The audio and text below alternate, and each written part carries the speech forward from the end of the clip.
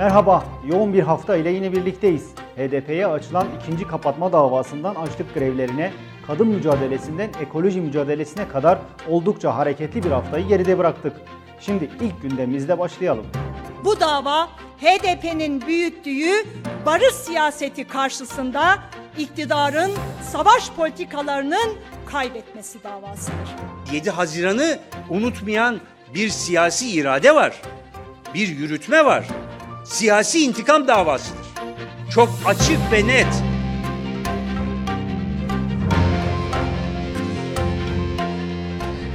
Zerre tereddüde yer yok, umutsuzluğa asla yer yok. Mücadele var oldukça, direniş var oldukça umut büyümeye devam edecek. Yolumuz daha da açılacak, mutlaka kazanacağız. Biliyorsunuz umuda yolculukla başlamıştık ve bundan sonra da yeni yaşamı hep birlikte inşa edeceğiz. Birleşik mücadelemizin, ortak mücadelemizin, örgütlerimizin ve örgütümüzün özellikle bu dönemde öncelikle ihtiyacının bir mücadele örgütünü daha fazla güçlendirmek olduğunu belirtmek istedim. Sokakların gündemi bu hafta da açlık grevleri ve tecrit, mafya-iktidar ilişkileri ile HDP'ye açılan ikinci kapatma davasıydı.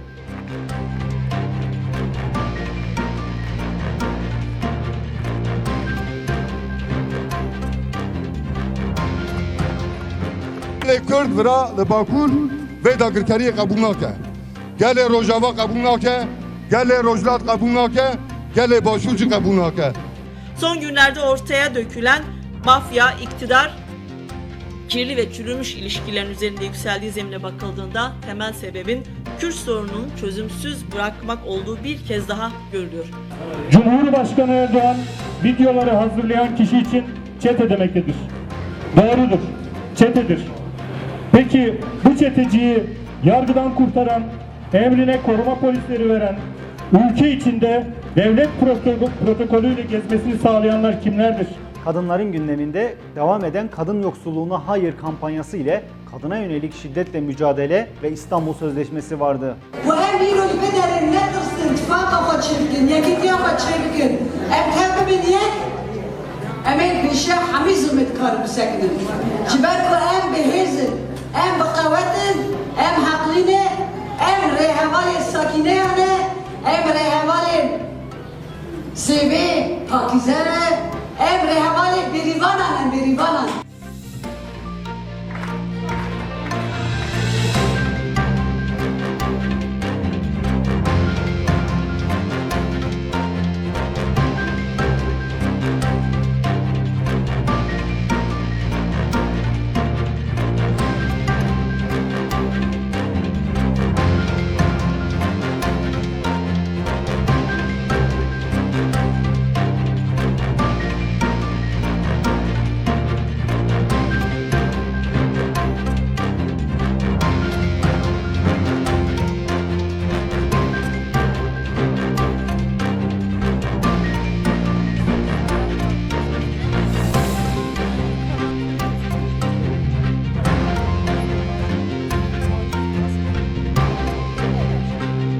Bir kadın olarak kadınların sesinin duyulmasını istiyorum artık.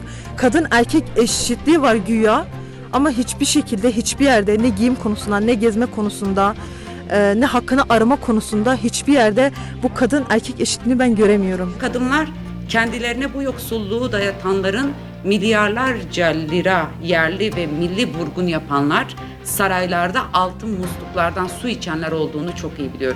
Bu sömürü düzenini kabul etmeyeceğiz. Bu mafya iktidarını, bu faşist tekçi erkek iktidarı ilk seçimde gönderecek olan biz kadınlarız ve kadınların kuracağı kadın ittifakıdır sevgili arkadaşlarım. İstanbul Sözleşmesi'nin herhangi bir şeyin pazarlığı olmasını, seçimlerin pazarlığı olmasını da kabul etmiyoruz. Sokaklarda, meydanlarda, alanlarda, mecliste, hayatın her alanında İstanbul Sözleşmesi bizimdir demeye, sahip çıkmaya devam edeceğiz.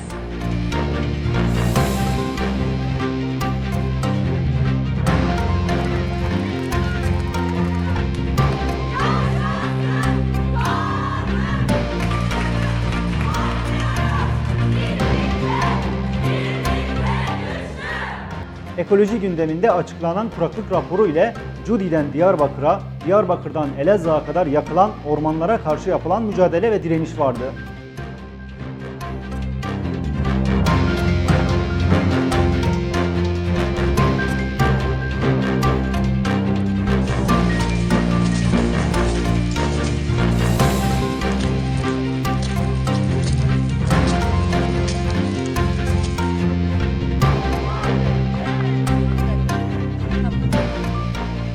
Bir yandan sermayeye peşkeş çekilen doğal talanı, öte yandan savaş için gerçekleşen doğal talanı. Bütün bunlar sadece ve sadece Kürdistan'da bu bölgenin sorunu olarak bizler göremeyiz. Bu Türkiye'nin ekolojik ve barış problemidir. Dünyanın ekolojik ve barış problemidir. 2021 yılında kuraklık 6 ay içerisinde sene başında 22 ili etkilerken Haziran başında bu il sayısı 41'e yükselmiştir. Yani Türkiye'deki illerin yarısı Haziran itibariyle kuraklıktan etkilenmektedir. Ekonominin gündeminde HDP'nin başlatmış olduğu ve devam eden iş ve aş buluşmalarıyla artan işsizlik vardı.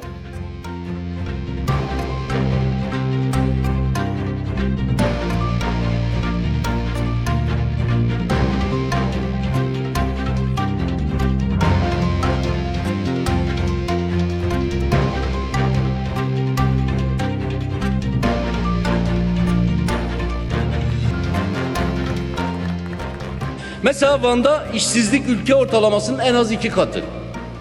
Van kişi başına düşen gelirde son sıralarda. Sadece 2020 yılı içerisinde 947 esnaf kepenk kapattı.